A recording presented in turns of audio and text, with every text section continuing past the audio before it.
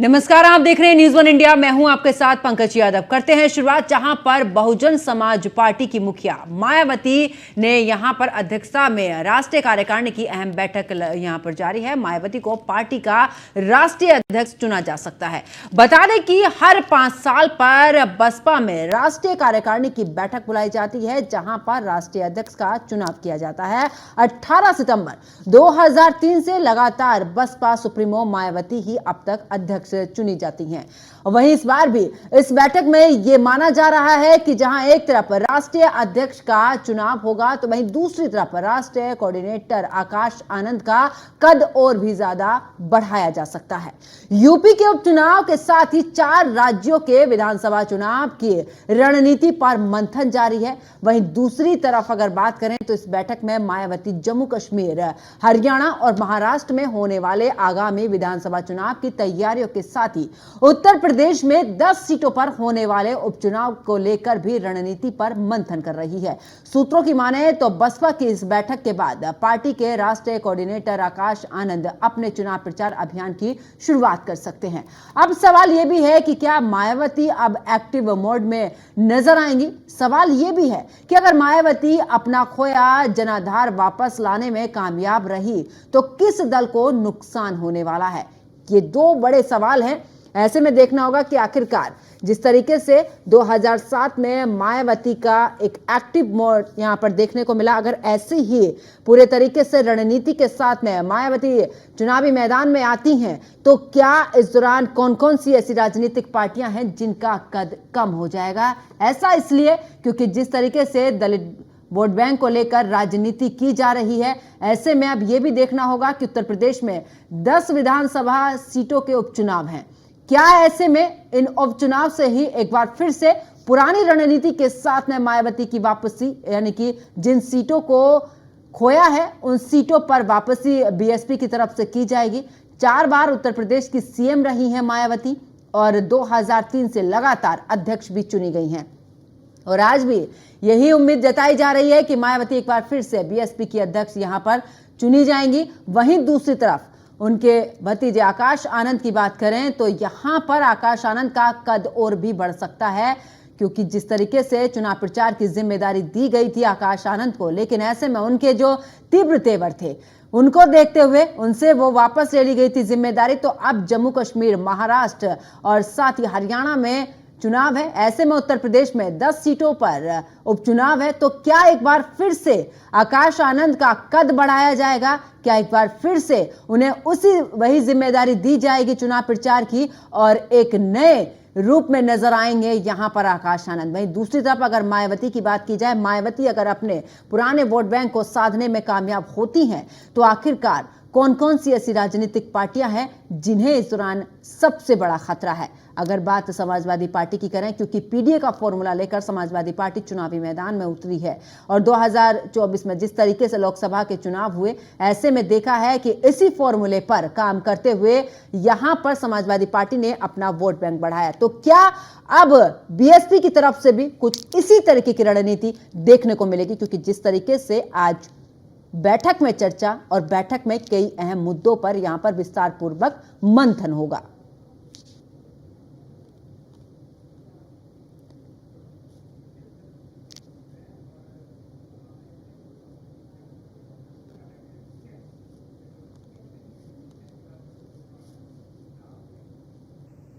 तो क्या खोया हुआ जनाधार वापस ले पाएंगी मायावती? बड़ा सवाल है। और इसी पर चर्चा के लिए मेरे साथ में कुछ मेहमान जुड़े, उनका परिचय आपसे करा देती हूं। देवेंद्र प्रमुख बीजेपी नेता हमारे साथ में फोनों पर जुड़े हुए हैं। वहीं अभिषेक वाजपेयी प्रवक्ता समाजवादी पार्टी के हमारे साथ में जुड़े हुए हैं। सर्वेश पाठक पॉलिटिकल एक्सपर्ट हमारे साथ में है और अब से थोड़ी देर के बाद में एसके वाजपेयी भी हमारे साथ में जुड़ेंगे, हमारे संवाददाता लखनऊ से। बहुत बहुत स्वागत है आप सभी का न्यूज वन इंडिया पर। चर्चा की शुरुआत अभिषेक जी आप ही के साथ में, क्योंकि पीडीए का फॉर्मूला लेकर आप जिस तरीके से चुनावी मैदान में उतरे और उस फॉर्मूले ने काम भी किया, ऐसे में मायावती अब एक नए एक्टिव मोड में नजर आ रही हैं। आज बैठक भी चल रही है और ऐसे में अगर देखा जाए तो अगर मायावती पुराने मोड में आती हैं तो क्या यहां पर मुश्किलें पैदा हो सकती हैं समाजवादी पार्टी को? धन्यवाद पंकज जी। और कहीं भी समाजवादी पार्टी के लिए किसी भी प्रकार की दिक्कत नहीं है, क्योंकि अगर हम देखेंगे तो मायावती जी की अपनी पार्टी है और उसमें कैसे डिसीजन लेने हैं वो उनकी अपनी पार्टी के अपने जिम्मेदारी है कौन से लेने हैं, क्योंकि वो राष्ट्रीय अध्यक्ष हैं। उस तरीके से चुनाव भी होने, आगे चीज़ों को जाने हैं। लेकिन हम अपनी पॉलिसी पे काम करते हैं, हम जनता के मुद्दों पर काम करते हैं, क्योंकि वो आज अभी आपने एक बात कही कि वो एक्टिव मोड पे हैं। एक्टिव मोड पे तो वो इस वजह से हैं क्योंकि भारतीय जनता पार्टी ने कहीं ना कहीं एक्टिव मोड पे रहने के लिए बोला होगा, तो इस वजह से वो एक्टिव मोड पे हो, क्योंकि सब लोग जानते हैं भारतीय जनता पार्टी की बी टीम के रूप में मायावती जी काम करती हैं। और क्योंकि आपने देखा कि जनता के मुद्दों पर कभी भी बहुत जल्दी मायावती जी का कोई रिएक्शन होता नहीं है, क्योंकि जनता के मुद्दों से उनको लेना देना कुछ नहीं होता है। हम सब ने देखा, चाहे वो चुनाव के टाइम पीरियड पे रहा हो, चाहे कभी भी रहा हो, हम सब ने इन चीज़ों को देखा। तो भारतीय जनता पार्टी का कहीं ना कहीं इसमें दखल अंदाजी होगा और भारतीय जनता पार्टी जैसा कहेगी उसी प्रेशर के अकॉर्डिंग बहन अभिषेक जी, मायावती लगातार बीएसपी पर यह सवाल उठाया जा रहा है समाजवादी पार्टी की तरफ से। कई बार इस तरीके के बयान भी आ चुके हैं कि आखिरकार जो बीएसपी है वो बीजेपी के जो नक्शे कदम है, यानी कि जैसा बीजेपी बोल रही है उसी तरीके से बैक फुट पर जाकर पूरे तरीके से खेल रही हैं। क्या आपको आखिरकार ऐसा क्यों लगता है? क्या बीएसपी का अपना अस्तित्व नहीं है? देखिए, बीएसपी का अपना अस्तित्व है कि नहीं ये तो अलग की बात है, क्योंकि हम सब लोगों ने देखा कि जब उनके ऊपर जांच के दायरे बढ़े, जांच की चीजें बढ़ी, तो जब वो प्रेशर में आ गई तो प्रेशर के बाद कैसे उनको रिलैक्स मोड दिया गया भारतीय जनता पार्टी की तरफ से, उनकी सरकार की तरफ से, ये हम सब ने देखा है। तो कहीं ना कहीं उनका जनता के मुद्दों को ना उठाना, बाकी सारी चीजों पे ना उठाना, यानी कि अभिषेक जी, जिस तरीके से आप सवाल उठाते हैं कि वॉशिंग मशीन में, बीजेपी की वॉशिंग मशीन में जो भी है सब मुद्दे धुल जाते हैं। जरा जवाब ले लेते हैं। देवेंद्र प्रमुख नेता बीजेपी हमारे साथ में फोनों पर जुड़ चुके हैं। देवेंद्र जी, तमाम बातें आखिरकार समाजवादी पार्टी की तरफ से कही गई हैं। कई बार मैंने भी अपने चैनल पर सुना है जो बयान आते हैं इस दौरान प्रवक्ताओं के, उनका कहना है कि बीजेपी के इशारे पर ही मायावती पूरा खेल कर रही हैं। जांच के दायरे में आई थी और उस दौरान जो राहत मिली है वही राहत जो है आखिरकार बीजेपी उसका फायदा उठा रही है बीएसपी से। देखिए, अच्छी बात है अगर इस बात को समाजवादी पार्टी जानती है या और सब मानते हैं, पर मैं चीज कुछ और है कि सत्यता के साथ लोग सुनना चाहते हैं, जानना चाहते हैं अपने राजनीतिक जो है समीकरण, घटनाक्रम क्या होते हैं। घटनाक्रम जो है आज की तारीख में ज्यादा फर्क नहीं मैं मानता कि भारतीय जनता पार्टी जो सबका साथ सबके विकास को लेकर राजनीति करती है, जबकि ईडीए की बात करने वाले सिर्फ एनवाई का एक समीकरण था इनका, उसको तलाश रही है। और इनका कोई मतलब नहीं है किसी दलित से। इनको पता है कि दलित प्यार यहाँ ज्यादा चलने वाला नहीं है। इनकी सरकारों में दलितों के साथ जो नाचा गया था पूरा समाजवादी जानता है और ईडीए भी जानता है। और दूसरी बात यह है कि दलित की बात अगर करें तो बहन जी उनका भी अधिकार है, वो भी मानते थे इस चीज को, उनका भी यही था कि दलित मुस्लिम का जो गठजोड़ है उनके काम आए। अब दोनों पार्टी आपस की लड़ाई जो है भारतीय जनता पार्टी की तरफ ये इंगित करते हैं, लेकिन मैं ये बताता हूँ कि ना हमारा एनवाई से मतलब है ना हमारा। लेकिन देवेंद्र प्रमुख जी, एक बड़ा तबका दलित वोट बैंक का आपके साथ भी रहा। 2022 का चुनाव हुआ, एक बड़ा तबका बीजेपी के साथ में रहा। ऐसे में अगर एक तरफ तो समाजवादी पार्टी पीडीए का फॉर्मूला लेकर चल रही है, जहां पे लोकसभा चुनाव में भी हमने देखा कि आखिरकार किस तरीके से समाजवादी पार्टी आगे बढ़ी। अब आखिरकार क्योंकि मायावती एक्टिव मोड में आ चुकी है एक बार फिर से, और साथ में अगर उनके भतीजे की बात करें तो वो भी पूरे, उनका भी कदम बढ़ाया जाएगा। क्या लगता है, क्या बीजेपी को नुकसान यहां पर होता हुआ अगर दलित वोट बैंक खिसक जाता है बीएसपी की तरफ? आज भी हमारे साथ है, क्योंकि दलित वर्ग जो है उसको ये पता है कि जब से भारतीय जनता पार्टी का शासन उत्तर प्रदेश में आया विशेष रूप से, तो हमने जो बात की है वो गरीब, कमजोर, पिछड़ा, अंत्योदय, चौथी पंक्ति में खड़ा व्यक्ति, जिसमें दलित बड़ी संख्या में आता है। हमने किसी की जाति धर्म बगैर देखे कितनी योजनाएं हैं सरकार की 8 इंच के लिए, जबकि यहाँ जाति और धर्म की अगर बात करने लगे तो पिछली सरकारों में धर्म देखकर जाति देखकर भर्तियां हुआ करती थी, या पुलिस की हो या टीचर्स की हो, या जिन पर आज उंगलियां उठती हैं जो प्रदेश में क्राइम भी देखकर होता था। अगर कोई एक सिपाही किसी जाति से नाम से भर्ती हो जाए तो मुख्यमंत्री का नाम लेकर थाना चापी चलाता था। एसपी ऐसे उनकी तो बात छोड़ दीजिए आप कि इंस्पेक्टर क्या है, मैं तो सिपाही की बात कर रहा हूँ। ये सब चीज खत्म कर हमने आज दलित जो है स्वाभिमान के साथ खड़ा। भारतीय जनता पार्टी की विशेष योग्यता इसमें ये रही है कि और विशेष कारण ये रहा है कि दलितों को आज उनका अधिकार जो सम्मान दिलाया वो कानून व्यवस्था है, और कानून व्यवस्था इतनी स्ट्रांग है यूपी में कि किसी दलित या कमजोर की तरफ कोई इंगित या उंगली तक नहीं उठा सकता। अपना काम कर रहा है, अपना विकास कर रहा है। सरकार की जितनी नीतियां, यानी कि देवेंद्र प्रमुख जी, फर्क नहीं पड़ेगा, लेकिन वोट बैंक तो इस बार खिसका है ना, दलित वोट बैंक तो बीजेपी के साथ से। सबका साथ सबके विकास का, सबके साथ सबका विकास का नारा तो आपने 2024 में होने वाले जो हुए हैं लोकसभा चुनाव उसमें भी दिया था। आज भी दे रहे हैं, थोड़ा घना उतार चढ़ाव चलता रहता है।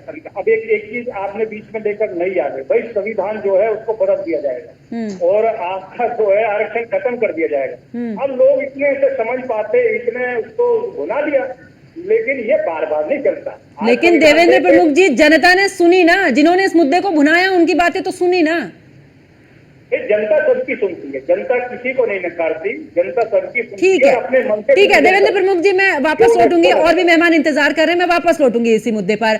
सर्वेश जी, अगर बात करें, क्योंकि अब दलित वोट बैंक को लेकर पूरे तरीके से राजनीति यहां पर दिखाई दे रही, क्योंकि उत्तर प्रदेश की अगर बात करें 10 सीटों पर उपचुनाव भी होना है, हरियाणा भी है, महाराष्ट्र भी है और जम्मू कश्मीर, यानी कि बीएसपी पूरे तरीके से एक्टिव मोड में। अगर बीएसपी पूरे तरीके से आ जाती है एक्टिव मोड में, आपको क्या लगता है? एक तरफ बीजेपी के पास में पीडीए का फॉर्मूले पर काम करे, दूसरी तरफ बीजेपी सबका साथ सबका विकास, कितना नुकसान आपको नजर आ सकता है?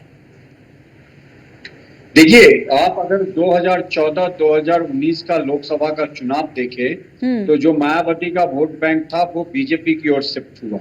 2024 के चुनाव में वो जो अखिलेश यादव की ओर हुआ, क्योंकि मायावती उस तरीके से पूरी जान लगा के लड़ी नहीं है 2024 के चुनाव में। 2019 में अखिलेश मायावती दोनों एक साथ थे और मायावती ने उसमें गेन किया था। जहां 0 सीट 2014 में थी, वहां पे उन्होंने 10 सीटें ली थी।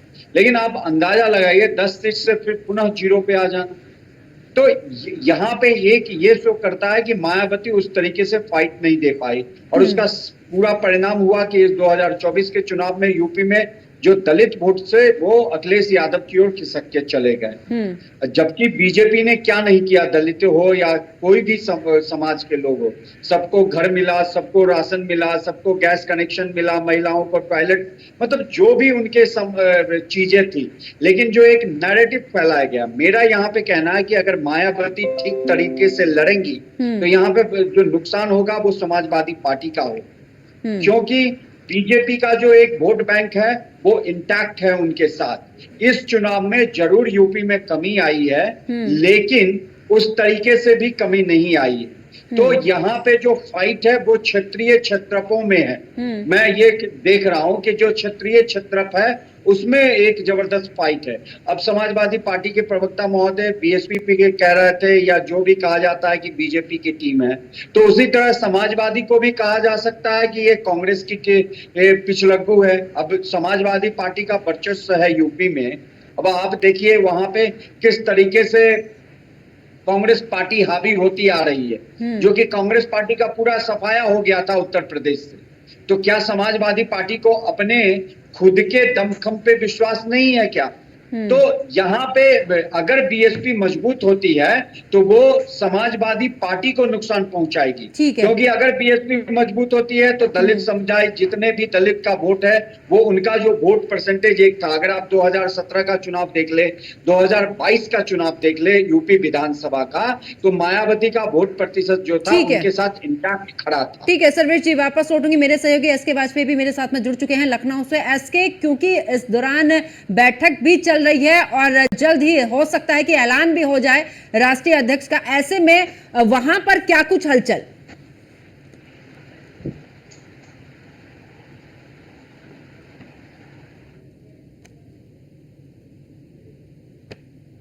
आप देख सकते हैं बीजेपी का ये प्रदेश मुख्यालय है। चूंकि बीएसपी जो अपनी रणनीति बनाती है वो से तय होती है, न केवल उत्तर प्रदेश बल्कि देश के दूसरे हिस्सों के लिए। हालांकि इसमें राष्ट्रीय कार्यकारिणी के जो सदस्य हैं, केंद्रीय कार्य समिति के जो सदस्य हैं, उसके अलावा विभिन्न प्रदेशों के जो डेलीगेट्स हैं वो आए हुए हैं, जिनके साथ बीएसपी सुप्रीमो मायावती बैठक कर रही है। क्योंकि बीएसपी के लिए भी काफी कुछ चुनौतियां हैं। उसकी वजह है कि पिछले, अगर हम 2012 से देखेंगे तो 2012, 2017, 2019, 2022, 2024 ये वो चुनाव है जिसमें लोकसभा विधानसभा दोनों है, लेकिन बीएसपी कुछ खास नहीं कर पाई। तो ये बहुत सारी चुनौतियां बीएसपी के सामने है। वो कोर वोट बैंक जिनको बीएसपी के साथ जोड़े रखना, जो छिटक चुके हैं उनको कैसे पार्टी के साथ वापस लाया जाए, युवाओं को पार्टी से कैसे जोड़ा जाए, ये बहुत सारे अभियान होंगे उसके। बिल्कुल, ऐसे एक सवाल ये भी है कि एक तरफ मायावती, दूसरी तरफ चंद्रशेखर आजाद भी, यानी कि वो भी अब पूरे तरीके से दलितों के साथ में, वही सीट नगीना सीट जहां से मायावती सीधे पहुंची थी संसद, ऐसे में अब आखिरकार चंद्रशेखर आजाद भी यहां पर उत्तर प्रदेश में है। क्या लगता है जिस वोट बैंक को साधने की कोशिश बीएसपी की तरफ से की जा रही है, दूसरी तरफ भी दूसरी पार्टी भी है, तो कितनी मुश्किल खड़ी हो सकती है? बिल्कुल निश्चित तौर पर, क्योंकि अगर हम देखें तो बीएसपी के सामने चुनौतियां कई हैं। एक तो अपना वोट बैंक बचाने की चुनौती है, दूसरा बीएसपी सुप्रीमो कह चुकी हैं कि उनके भतीजे उनके उत्तराधिकारी होंगे, तो उनकी लॉन्चिंग से पहले पार्टी की स्थिति को कैसे ठीक किया जाए। चाहे वो आजाद समाज पार्टी हो जिसको चंद्रशेखर रावण चला रहे हैं, उस पार्टी के कहीं ना कहीं वो पार्टी भी बसपा को बड़ी चुनौती दे रही है। उसके अलावा समाजवादी पार्टी और उसके सहयोगी जो लगातार बसपा के वोट बैंक को काटने की कोशिश कर रहे हैं। तो ये बहुत सारी चुनौतियां हैं और बीएसपी इसके पहले उपचुनावों को लगभग किनारा करती रही है, लेकिन ये पहला मौका होगा जब बीएसपी उपचुनावों में भी उतरने जा रही है। तो निश्चित तौर पर बहुत सारी चुनौतियां हैं जिनको लेकर बीएसपी कोशिश कर रही है, लेकिन बीएसपी के पास जो अपना कोर वोट बैंक है, जो कोई भी चुनाव रहा हो ज्यादातर उनके साथ दिखा, थोड़ा छिटका जरूर है, जिस वजह से बीएसपी सीटें तो नहीं गेन कर पाई, लेकिन जो वोट प्रतिशत है उसमें बहुत ज्यादा बीएसपी के गिरावट नहीं आई है। ये बात बीएसपी सुप्रीमो बहुत अच्छे से समझ रही है। यही एक वजह है सर्वजन हिताय सर्वजन सुखाय जैसे नारे उनकी तरफ से दिए जा रहे हैं। पार्टी पदाधिकारियों के सामने चीजें रखी जा रही, कैसे युवाओं को साथ लिया जाए, जो वोट बैंक उनसे दूर हट गया उसको कैसे पार्टी के साथ लाया जाए, ये बहुत सारी चीजें हैं। हालांकि आज अगर हम देखें तो उत्तर प्रदेश समेत देश के अलग अलग प्रदेशों से जो डेलीगेट्स आए हैं उनके साथ बीएसपी सुप्रीमो इन बहुत सारी रणनीतियों को लेकर बैठक कर रही हैं। हमारे साथ भी कुछ लोग यहां पर खड़े हैं जो कि बीएसपी के समर्थक हैं। हमारे साथ ये लखीमपुर खीरी से हैं जो कि बीएसपी के विधानसभा अध्यक्ष रहे हैं और अब वो बीएसपी के लिए लगातार प्रचार कर रहे हैं। किस तरीके से देख रहे हैं बीएसपी को? आज मायावती जी बैठक कर रही हैं और चंद्रशेखर रावण भी अपनी पार्टी खड़ी कर रहे हैं, तो चुनौती कुछ दिख रही है? भाई साहब, हम आपको बता दें, बीएसपी का जनाधार न कम पड़ा है न कम पड़ेगा। आज उत्तर प्रदेश ही नहीं पूरे देश का बच्चा बच्चा आज बहन जी के साथ खड़ा है। बीएसपी को तो मात्र ईवीएम मशीनों से दिया जा रहा है। ईवीएम मशीन के बारे में हम आज से नहीं इसका विरोध है। जब दिल्ली की 7 लोकसभा सीटें श्री अटल बिहारी वाजपेयी के नेतृत्व में जीती थी, हमारा इलाज दिल्ली में चल रहा था, हम वहीं रुकते थे, तो हमने दूसरे दिन जब ईवीएम खुली वो 7 सीटें हमारी लड़ी बीएसपी भी थी, लेकिन बीएसपी का वोट बढ़ रहा था, सीट नहीं जीतने के करार पर थी। 7 सीटें कांग्रेस जीत रही थी, लेकिन दूसरे दिन जब ईवीएम खुली तो 7 सीटें भाजपा को। तब हम इसका विरोध किया। हमने बहन जी के आवास हुमायूं रोड गए, हमने लिखित में दिया। हमने कहा हो सकता है ऐसे बहन जी के पास ना पहुंच पाए तो इंडिया गेट के पास में डाकखाना है, रजिस्ट्री के माध्यम से बहन जी के आवास पर प्रांतीय कार्यालय गुरुद्वारा रोड, हमने यहाँ तक श्रीमती सोनिया गांधी जी के 10 जनपद। आप देख सकते हैं ये बीएसपी समर्थक हैं जो अलग अलग क्षेत्रों से आए हुए हैं, जो बता रहे हैं बीएसपी के सामने क्या चुनौती इस समय, बीएसपी के सामने क्या चुनौती देख रहे हैं। हाँ, तो हम आपको बता दें, ईवीएम मैं तो तमाम चैनलों के माध्यम से चुनाव आयोग से प्रार्थना किया हूँ कि ईवीएम को हटाकर बैलेट पेपर से चुनाव कराए। भारतीय जनता पार्टी के साथ साथ उत्तर प्रदेश के अखिलेश यादव, दिल्ली के केजरीवाल और बिहार के नीतीश, इनका असली चेहरा सामने आ जाएगा। इनकी सीटें जीतती नहीं, ये ईवीएम के बारे में इनको सब कुछ मालूम है कि हमको जीतते नहीं है, हमको जिताया जाता है। और भाजपा की ये देन है कि तुमको हम सत्ता में बनाए रखेंगे, आप जाइए हमारे खिलाफ हल्ला बोलते रहिए। जिस दिन ईवीएम हटाएगा चुनाव आयोग, भाजपा के साथ साथ इनका भी असली चेहरा सामने आ जाएगा। और मैं तो चुनाव आयोग से फिर प्रार्थना करता हूं, अगर मैं आप लोगों को, मीडिया बंधुओं को धन्यवाद देता हूं कि वो बात चुनाव आयोग तक पहुंचाए। मैं चुनाव आयोग से प्रार्थना करता हूं, जो उपचुनाव होने जा रहे हैं यही बैलेट पेपर सर करा कर देख ले, इनके असली चेहरा सामने ना जाए तो इस प्रमोद को, गौतम को कानून के अंदर सबसे बड़ी सजा हो। बिल्कुल, ये बीएसपी समर्थक हैं जो बता रहे हैं कि बीएसपी का जो वोट है वो नहीं खिसका है, वो साथ है और बीएसपी बेहतर परफॉर्म करेगी। हालांकि चुनाव जो है वो बैलेट से होना चाहिए। तो इस तरीके से जो बीएसपी के पूरे प्रदेश से अलग अलग जो प्रदेश हैं जहां पर चुनाव होने, खासतौर पर महाराष्ट्र या फिर जम्मू कश्मीर, हरियाणा जैसे प्रदेशों के प्रतिनिधि भी आज यहां मौजूद हैं, उसको लेकर भी निर्णय होगा, क्योंकि संभवतः आकाश आनंद अब इन प्रदेशों में जो चुनाव प्रचार करेगी बीएसपी उसकी कमान संभालने वाले हैं। तो ये बहुत सारी चीजें होंगी जिसको लेकर रणनीति बन रही है। बीएसपी सुप्रीमो अपना दिशा निर्देश जारी करेंगी, जिसके बाद उस हिसाब से काम आगे किया जाएगा। हालांकि इसमें दो चीजें महत्वपूर्ण है। एक तो बीएसपी सुप्रीमो दोबारा से राष्ट्रीय अध्यक्ष आज बनने वाली हैं और दूसरी चीज कि आकाश आनंद का कद भी बीएसपी में बढ़ने वाला है। राष्ट्रीय कोऑर्डिनेटर के साथ ही उनको कुछ विशेष जिम्मेदारियां भी बीएसपी सुप्रीमो आज दे सकती हैं, जिसके बाद वो दूसरे जो प्रदेश हैं वहां के चुनाव में महत्वपूर्ण भूमिका निभाते हुए आज नजर आने वाले हैं। बिल्कुल, इसके वापस लौटेंगे। अभिषेक जी, अभी आपने कहा कि बीजेपी का समर्थन जो है वो बीएसपी कर रही है, लेकिन अभी आपने सुना भी होगा कि आखिरकार बैलेट पेपर की बात कर दी, ईवीएम पर सवाल खड़े कर दिए। दूसरी तरफ भी अभी जिस तरीके से कहा जा रहा था कि आप जिस तरीके से आरोप लगा रहे, वैसे तो आप कांग्रेस के साथ भी हैं, तो क्या इस दौरान कांग्रेस के भी इस दौरान जिस तरीके से साथ रहने के साथ में भी एक सहारा बनने की बात कही जा रही है, तो क्या आप भी कांग्रेस के साथ में वही काम कर रहे हैं? मैंने, क्योंकि जो प्रश्न आपने पूछा पंकज भाई ने भी बात को, सर्वेश भाई ने भी बात को बोला पंकज, लेकिन अगर आप देखिए कि जब लोकसभा चुनाव में जब भी आकाश आनंद ने जो भी स्टेटमेंट दिए थे उसके फौरन बाद आपने देखा कि आकाश के ऊपर एक्शन करते हुए, जबकि उनकी शब्दावली में उनके भी किसी भी चीज में इतनी चीजें नहीं थी। भारतीय जनता पार्टी के ऊपर सिर्फ प्रहार था, कोई अपशब्द नहीं थे या भी किसी भी चीज को तूल नहीं दिया गया था इतना।